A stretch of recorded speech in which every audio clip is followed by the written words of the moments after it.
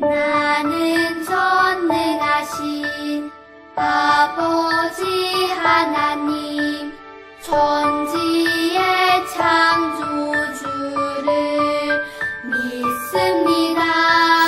나는 그의 유일하신 아들 우리 주 예수 그리스도를 믿습니다.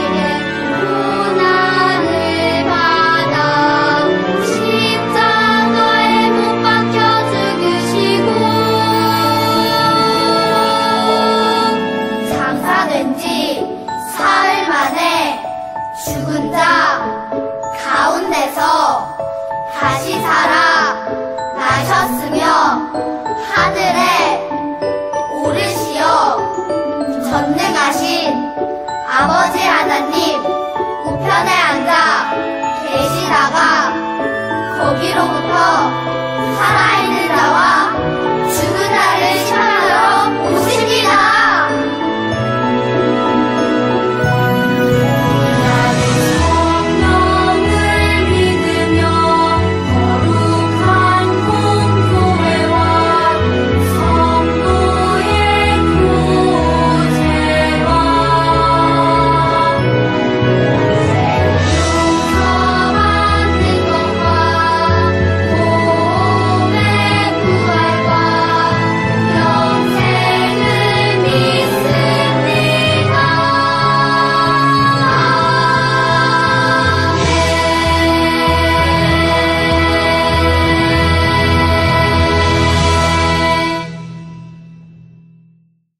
아동 공동체 여러분, 우리는 모두 예수님을 닮아가야 해요. 날마다 더 예수님을 닮아가는 우리 아동 공동체 여러분이 되기를 바랍니다.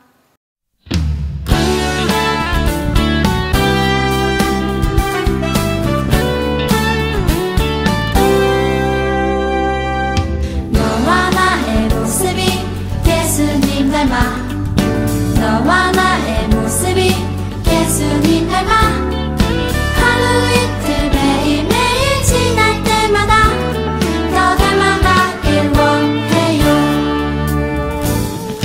너와 나의 모습이 예수님 닮아 너와 나의 모습이 예수님 닮아 하루 이틀 매일매일 지날 때마다 더 닮아가길 원해요. 예수님 사랑이 예수님 축복이 예수님 은혜가 당신과 함께 하길 원해요.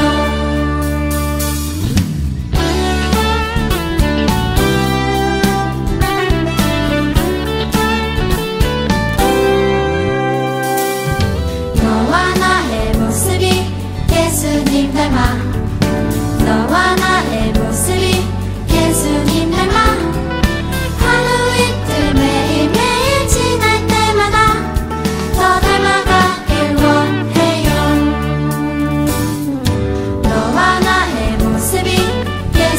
예수님 닮아 너와 나의 모습이 예수님 닮아 하루 이틀 매일매일 지날 때마다 더 닮아가길 원해요.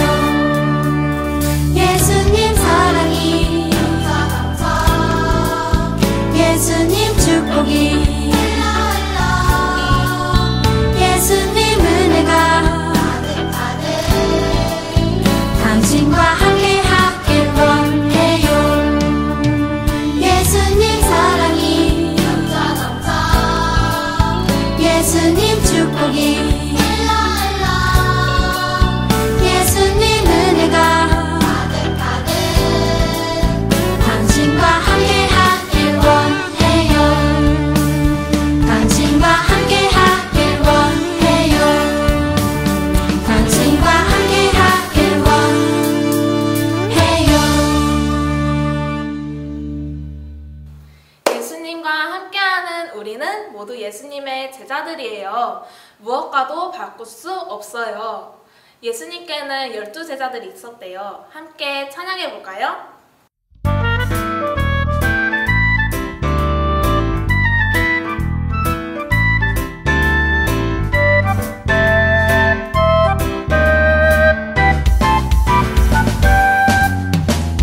예수님과 함께하는 나는 예수님의 제자 무엇과도 바꿀 수 없는 귀중한 선택 베드로와 그의 형제 안드레 세베대의 아들 야고보 요한 빌립 바돌로메 도마 세리마테 알페오의 아들 양보하라네요.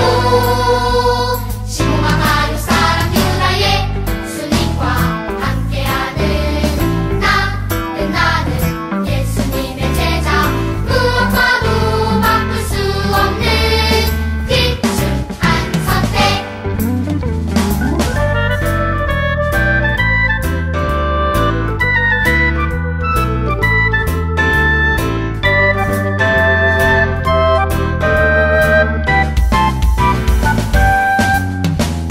예수님과 함께하는 나는 예수님의 제자 무엇과도 바꿀 수 없는 귀중한 선택 베드로와 그의 형제 안드레 세베대의 아들 야고보 요한 빌립 바돌로메 도마 세리마테 알페오의 아들 양보하라네요.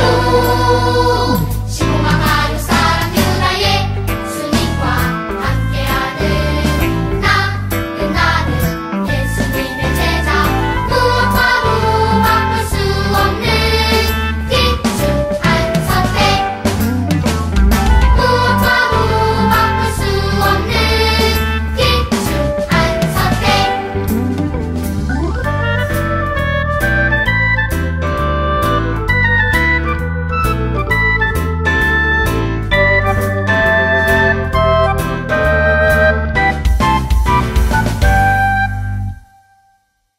하나님의 말씀을 듣고 새롭게 거룩하게 자라나는 우리 아동 공동체가 되길 바랍니다.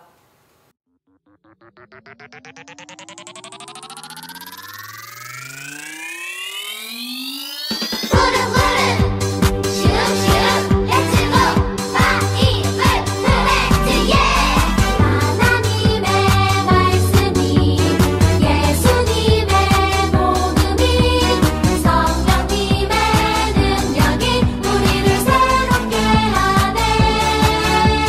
하나님의 말씀이 예수님의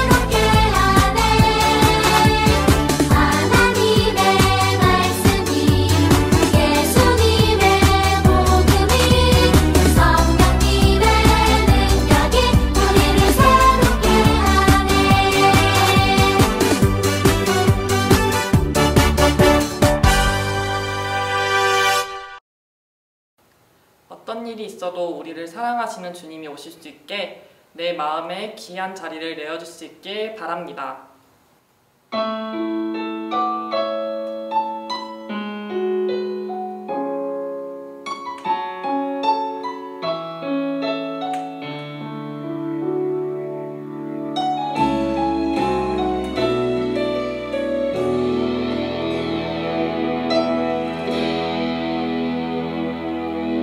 우리들을 위하여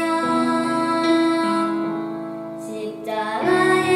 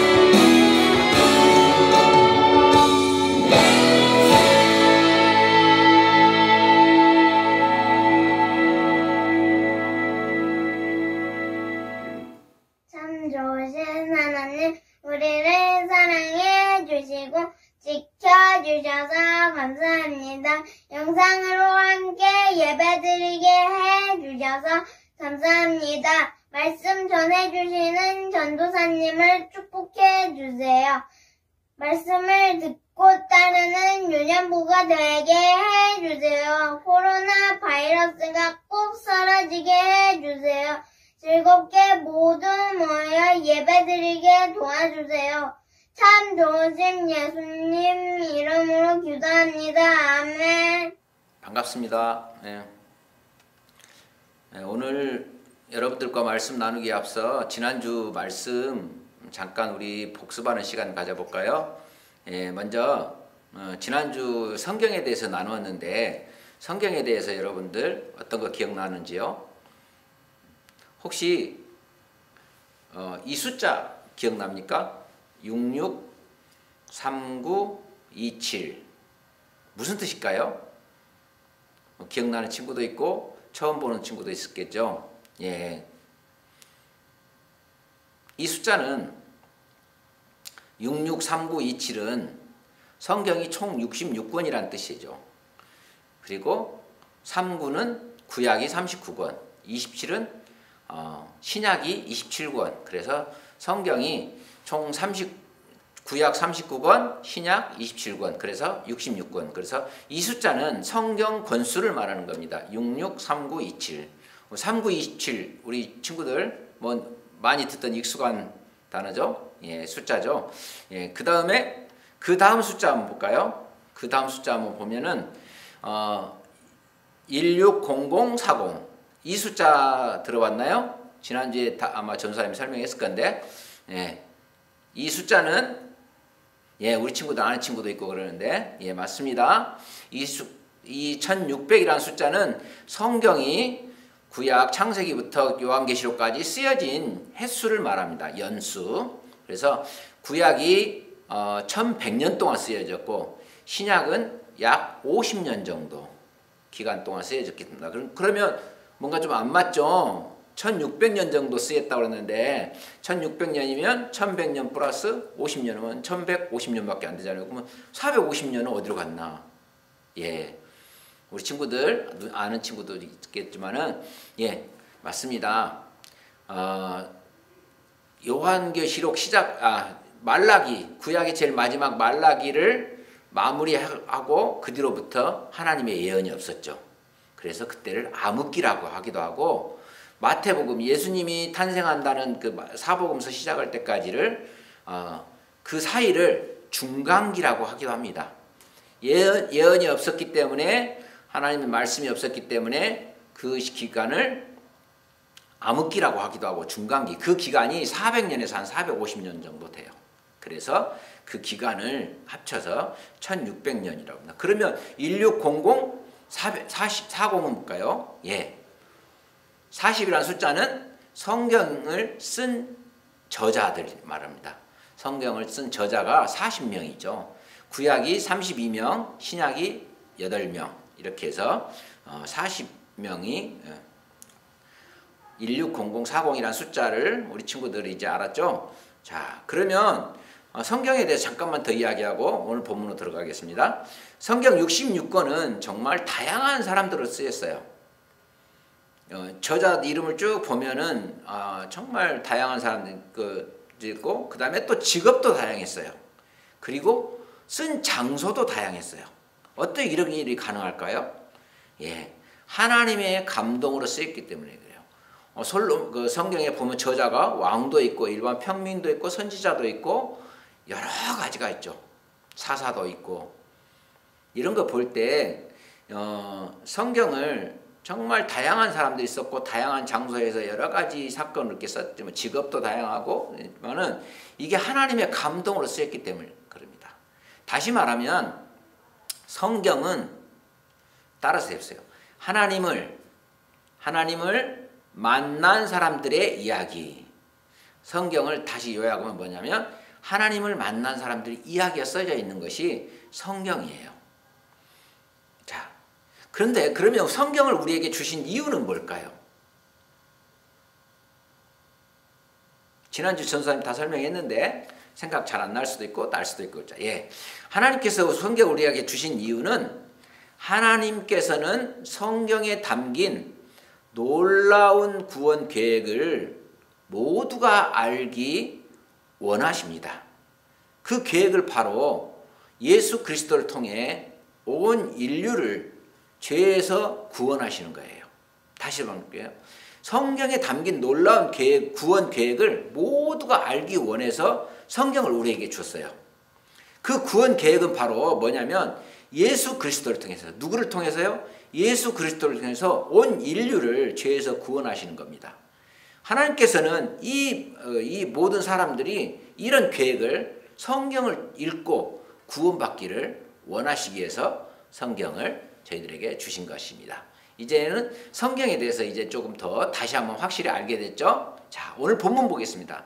하나님 오늘 우리에게 주시는 말씀은 구약성경 느헤미야 8장 1절부터 12절 말씀입니다. 우리 친구들 한번 성경책 찾아볼까요?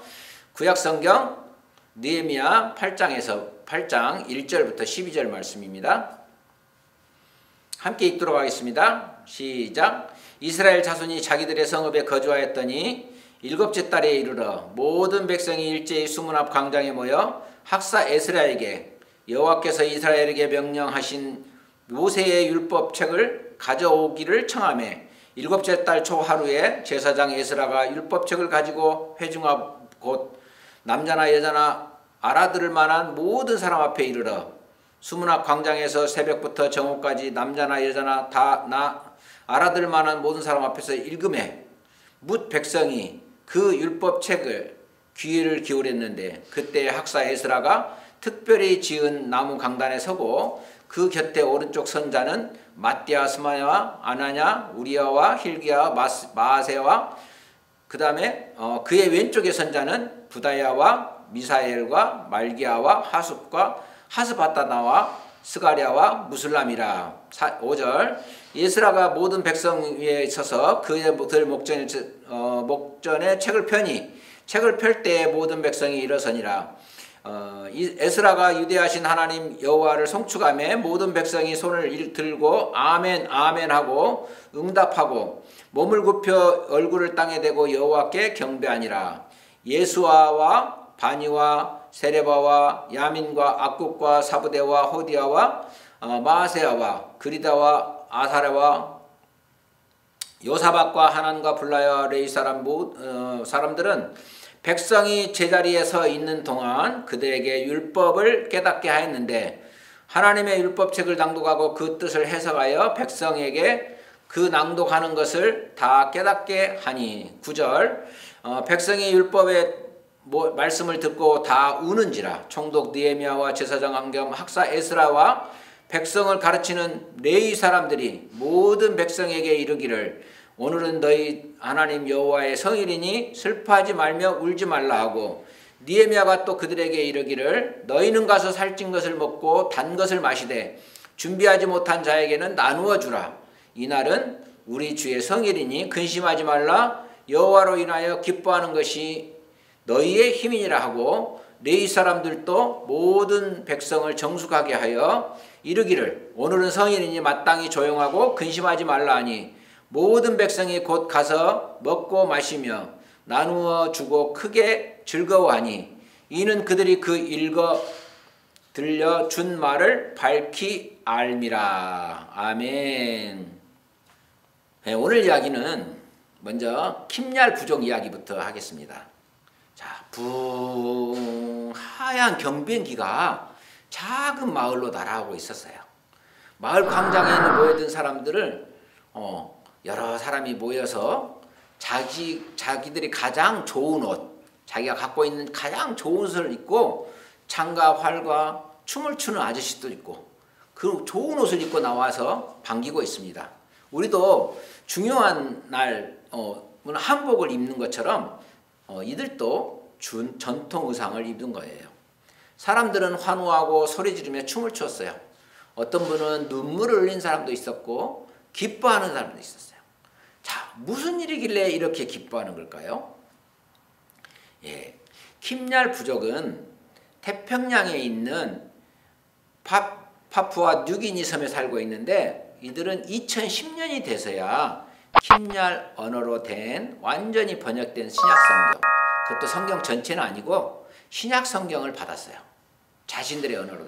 1963년 필립 마스터스라는 선교사가 이 마을에 처음으로 복음을 전했는데 그 전환 후로부터 47년 만에 자신들의 언어, 킴얄 언어로 된 모국어로 된 신약 성경을 읽을 수가 있게 되었습니다. 그동안 킴얄 사람들은 성경 말씀을 읽으려면 다른 언어를 배워야 했어요. 어떤 언어요? 영어를 외워야 했죠. 영어로 된 성경밖에 없었기 때문에. 그래서 킴얄 마을에는 영어를 가르치는 학교가 없었기 때문에 사람들은 하나님의 말씀을 잘 깨닫지 못해서 슬펐어요. 하지만 이제 자신들의 말로 킴얄 언어로 된 하나님의 말씀을 가르치고 배울 수 있게 되었기 때문에 너무너무 기뻐서 킴얄 사람들은 하나님께 감사 기도를 드렸던 겁니다. 자, 오늘 본문 이야기를 잠깐 소개하면 이스라엘 자손들은 어떻게 살아왔는지 이야기해 드릴게요.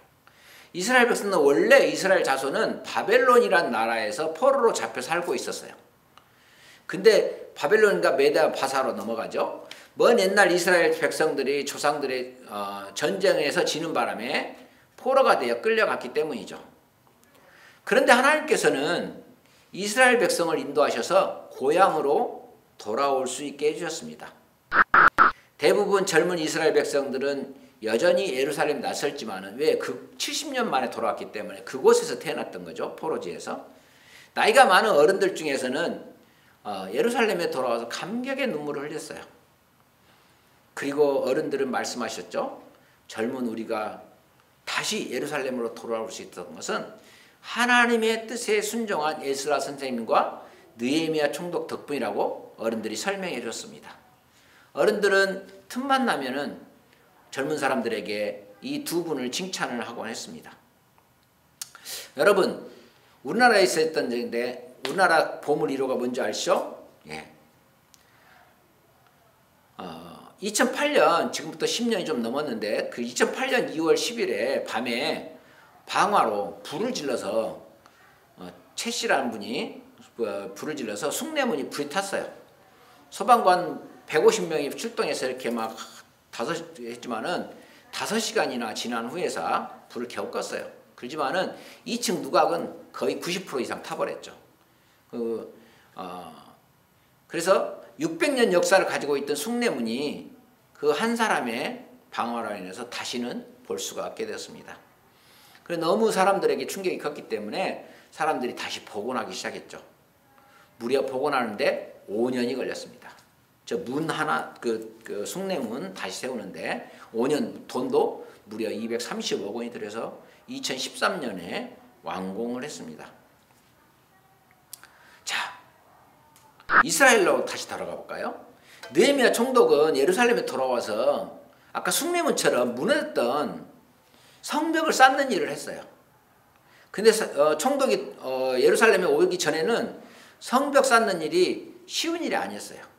무너진 돌을 치우고 다시 쌓는 일에 정말 힘들고 고됐지만은 거기를 더군다나 방해하는 사람도 있었어요. 산발라, 도비아, 게셈이라는 사람이 대표적으로 방해자죠. 그들은 성벽을 지어서 바벨론 왕에게 너희들이 성벽을 쌓는 것은 반역을 하려는 것 아니냐 하면서 느헤미야 총독을 모함하기도 했습니다.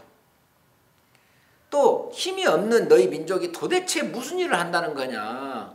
이 성벽은 여우 한 마리만 기어가도 무너지겠다 하면서 이스라엘 백성들에게 일하고 있는데 비웃어서 힘이 떨어지게 만들었어요. 하지만 포로 생활에서 돌아온 이스라엘 백성들은 끝까지 포기하지 않고 느헤미야와 동일한 마음으로 절대 공감하는 마음으로 한마음 한뜻이 되어서 밤에는 횃불을 들고 한 손에 칼을 들고 한 손에는 연장을 들고 교대로 보초를 서면서 무려 52일 만에 성벽을 다시 세웠어요. 기적을 일으킨 거죠. 아까 숭례문 몇 년 걸렸다고요? 5년 걸렸다고 그랬죠. 숭례문 그 복원하는데. 근데 이 성벽을 쭉 쌓는데 52일 만에 성벽을 재건한 거예요. 자신들도 그 결과에 대해서 굉장히 놀라웠습니다. 자, 그러면 성벽을 다 지은 후에서 사람들은 뭐였냐? 다 모두 수문학 광장으로 모이라고 그랬어요. 사람들은 어리둥절하면서 모였습니다. 아이들도 부모님도 그곳으로 다 모였어요. 그 백성들이 모인 광장에서 높은 곳에서 한 사람이 보였어요. 그 사람은 누구냐? 학사 에스라 선생님이었습니다. 하나님의 말씀을 연구하는 사람을 학사라고 합니다. 에스라가 율법책을 읽기 시작했어요.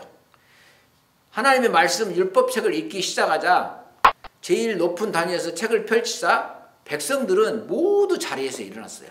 왜요? 하나님의 말씀을 읽는데 가만히 앉아서 편안하게 들을 수 없었기 때문에 진지하고 엄숙한 분위기로 탁 일어나서 하나님의 말씀을 받기 시작했습니다. 에스라 선생님이 하나님을 찬양하면 거기 서 있는 모든 백성들이 손을 들고 아멘, 아멘을 외쳤습니다. 모두 얼굴을 땅에 대고 하나님을 경배했습니다. 모두 흐트러지지 않는 자세로 서서 다른 네이 지파 선생님들이 설명해 주시는 하나님의 말씀을 들었습니다. 에스라가 말씀을 낭독하고 다른 사람들이 그 뜻을 설명해 주니까 어렵지 않게 하나님의 말씀을 알아들을 수 있었습니다. 말씀을 듣던 중에 이곳저곳에서 흐느끼는 소리가 들렸어요. 모두들 회개의 눈물을 흘리기 시작했습니다. 하나님, 잘못했습니다. 이제 하나님의 말씀대로 율법을 잘 지키며 살겠습니다. 말씀을 들으며 사람들이 변하기 시작하였습니다. 지난 날을 돌아보며 회개하였습니다. 선생님들은 슬퍼하는 사람들을 보면서 뭐라고 하냐면 오늘은 하나님의 날, 거룩한 날, 성일이니까 슬퍼하지 말고 울지도 말라고 하였습니다. 느헤미야 총독도 모두 돌아가서 맛있는 음식을 차리고 음식을 준비하지 못한 사람에게는 오히려 나누어 주라고 말씀하셨습니다. 그래서 흥겨운 잔치가 시작되었습니다. 말씀을 깨닫게 된 모두는 정말 기뻐하였고 모두 삶에 기쁨이 넘쳤습니다. 그리고 그다음부터 모두가 하나님의 말씀을 배우고 가르치는 일에 힘쓰고 있습니다. 고향으로 돌아온 이스라엘 백성들은 하나님의 뜻을 깨닫는 일이 정말 가장 기쁘고 즐겁기 때문이죠. 자, 모두가 하나님 말씀을 배워야 하는 이유는 무엇일까요? 포로 생활에서 돌아온 이스라엘 백성들은 적으로부터 나라와 백성을 보호하는 무너졌던 성벽을 다시 세웠습니다. 즉 나라의 기초를 다시 세운 것입니다. 나라의 기초인 성벽을 세운 이스라엘 백성들은 조금도 지체하지 않고 이제는 하나님의 말씀을 듣고 배우는 일에 힘썼습니다. 무너졌던 예루살렘 성벽이 다시 세워진 것처럼 형편없이 무너졌던 자신들의 믿음을 하나하나 차곡차곡 쌓아서 그 어떠한 방해와 공격에도 무너지지 않는 든든한 믿음의 울타리를 만든 거예요. 뭘로요? 하나님의 말씀으로. 이러한 이스라엘 백성들의 모습에서 우리는 하나님의 말씀을 꼭 배워야 하는 이유를 찾을 수 있습니다. 첫 번째, 먼저 하나님의 말씀은 하나님의 뜻이 담겨 있다는 얘기예요. 이스라엘 백성들은 말씀을 들으며 하나님의 뜻을 발견하였습니다. 바로 이스라엘 백성들이 하나님의 말씀을 마음에 새기고 무너지지 않는 든든한 믿음을 가지는 것을 말합니다. 두 번째, 하나님의 말씀은 우리가 회개하도록 이끌어줍니다. 자, 우리가 거울을 보면 내 얼굴에 무엇이 묻었는지 더러운 거 묻었는지 문제가 어떤지 알 수가 있는 것처럼 하나님의 말씀은 우리의 삶을 비춰줘요. 우리의 행동들, 우리의 생각들을 하나님의 말씀에 비춰주면 잘못됐는지 잘 됐는지 그걸 알 수가 있는 거죠. 하나님의 말씀을 들으며 우리가 죄를 깨닫고 용서를 구할 수가 있는 거죠. 지난날에 우리 말씀 중에서 우리 8월 달에 공부한 것 중에서 기도에 5가지 있었죠. 생각난가요? 그 중에서 저는 제일 중요한 것을 세 번째 회개라고 생각합니다.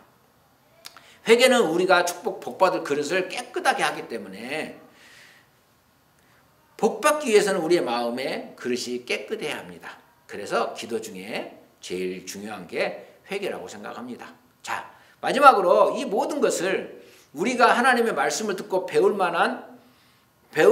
때만 하나님의 말씀을 듣고 배울 때만 깨달을 수가 있는 거죠. 배우지 않고는 깨달을 수 없다는 얘기입니다. 자, 반대로 말하면 하나님의 말씀을 듣지 않으면 절대로 깨달을 수가 없다는 뜻이기도 합니다. 그리고 이것이 우리가 하나님의 말씀을 꼭 배워야 하는 이유이기도 합니다. 이것을 꼭 기억하며 하나님의 말씀을 듣고 배우는 일에 날마다 힘쓰는 여러분이 되기를 간절한 마음으로 바랍니다. 느헤미야서의 한 가지 에스라처럼 하나님의 말씀을 다른 사람에게 가르치는 데까지 여러분들도 나아갈 수 있기를 축복합니다. 아멘.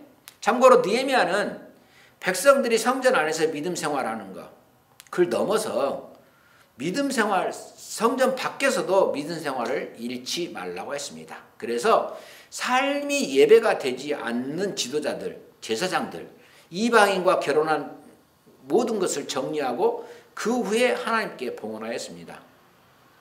신약 성경에 보면 언약 백성은 건물 성전이 아닌 자신의 삶이 예배가 되어서 예수님이 강조한 움직이는 성전이 모두 되기를 느헤미야서부터 강조했습니다. 느헤미야서의 또 다른 핵심 내용입니다. 움직이는 성전. 우리 각자가 성전임을 명심하고 삶이 예배가 되어 교회 생활과 교회 밖의 생활이 일치하기를, 같기를 축복합니다. 아멘. 기도하겠습니다. 하나님 아버지 감사합니다. 느헤미야서 말씀을 통하여 저희들이 하나님 말씀 배우기를 게을리지 않기를 원합니다. 저희들이 깨닫는 것을 실천하기를 원합니다. 예수님 이름으로 기도합니다. 아멘. 아동부 친구 여러분, 주님의 이름으로 사랑하고 축복합니다. 광고 말씀드리겠습니다. 아동공동체 예배는 계속해서 교회 예배 자석 대비 20% 자석수와 그 다음에 유튜브 영상 예배로 드립니다. 각 공동체별로 예약을 광고 참고해서 예약해 주시기 바랍니다. 그리고 다음 주 영상 예배 기도는 우리 소년 공동체입니다. 소년 공동체에서는 기도 맡은 친구 수요일까지 보내주시기 바랍니다. 그리고 역시 초등 공동체 예배 후 줌으로 공과 있습니다. 참고해 주시기 바랍니다. 그리고 이번 주 소년 공동체 성경 통독은 호세아와 요엘 말씀입니다. 그리고 다음 주가 추석 연휴가 시작되는데 추석 연휴 방역을 잘 지키고 안전하게 보내고 오기 바랍니다. 그리고 지난번에 2학기 교사 교육 있으니까 혹시 이 영상으로 예배드리는 선생님들은 부서별로 부장님에게 신청해 주시기 바랍니다. 그리고 청소년 1:1 양육이 있습니다. 우리 4학년부터 6학년까지 우리 아동부 친구들도 청소년 1:1 양육 꼭 신청해서 꼭 같이 은혜 나누길 바랍니다. 이번 주 성경 말씀은 느헤미야 8장 8절입니다. 우리 같이 읽어볼까요? 하나님의 율법책을 낭독하고 그 뜻을 해석하여 백성에게 그 낭독하는 것을 다 깨닫게 하니. 느헤미야 8장 8절 말씀. 아멘. 말씀을 계속해서 암송하시고 그래서 나중에 12월 달에 암송 대회 때 또 큰 성과 있기를 바랍니다. 사랑하고 축복합니다. 기도하고 예배를 마치도록 하겠습니다. 기도하겠습니다.